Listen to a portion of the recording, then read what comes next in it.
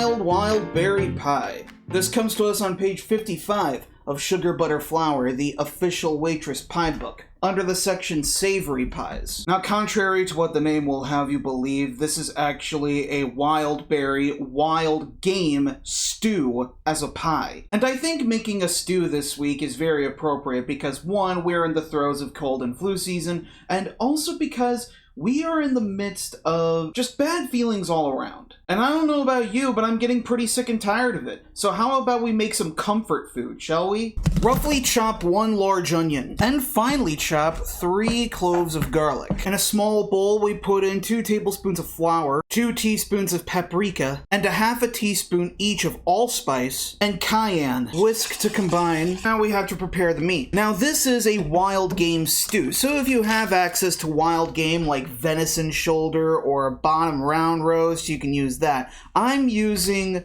beef chuck roast. Pat down the meat with some paper towels on both sides. Season both sides with salt and pepper. And cut the meat into 2-inch pieces. This recipe recommends that you use a Dutch oven as your cooking vessel. I am instead going to use a large stone saucepan. Over medium-high heat, we need to melt a tablespoon of bacon fat or vegetable oil. Working in batches, we add in the beef and we sear the pieces for 2 to 3 minutes on each side. Place the browned meat into a bowl, add in the onion with a big pinch of salt, and stir it up, cooking for 8 minutes. Add in the flour and spice mixture, stir to coat, and then cook this down for another 2 minutes, stirring constantly. And now we deglaze this with 2 cups of dry, fruity red wine. I'm using Pinot Noir. After deglazing, slowly stream in 2 more cups of beef stock. Bring this mixture to a simmer and then keep it simmering for 3 minutes, stirring constantly. Add the meat back in, add in the garlic, sage, rosemary, and thyme. Stir to combine everything. Turn the heat down until the mixture is at a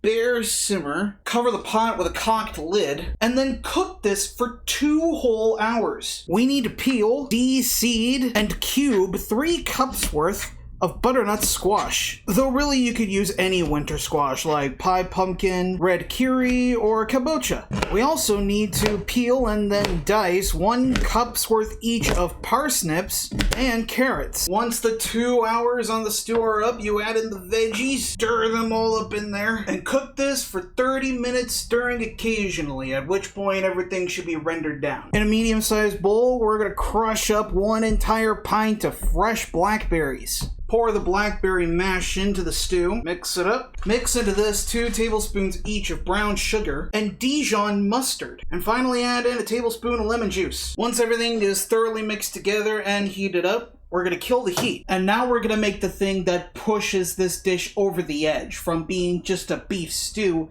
into a pie. And that is the drop biscuit topping. We need 2 cups of flour, a tablespoon of sugar, 2 teaspoons of baking powder, and a half a teaspoon of salt. Whisk to combine. In a separate bowl, we put in 1 entire 15-ounce can of pure pumpkin puree, not pumpkin pie filling. There's a difference. And put in there with it 3/4 of a cup of heavy cream. Whisk to combine. Slowly combine the dry with the wet and whisk it up until it forms a very stiff biscuit dough. So after you remember to salt and pepper the stew to taste, you're gonna pour it inside of a 10-inch cast iron skillet. But you can also bake it in mini skillets for individual serving. And drop the biscuit dough right on top of the stew. Brush the top of the biscuit with heavy cream and season the top of the biscuit with salt and freshly ground pepper. And then bake this whole thing at 425 for 25 minutes. And then let it rest for 10 minutes before serving. And there you have it. A little wild berry pie. Garnish it with a bit of thyme on top. Serving this with a glass of that Pinot Noir.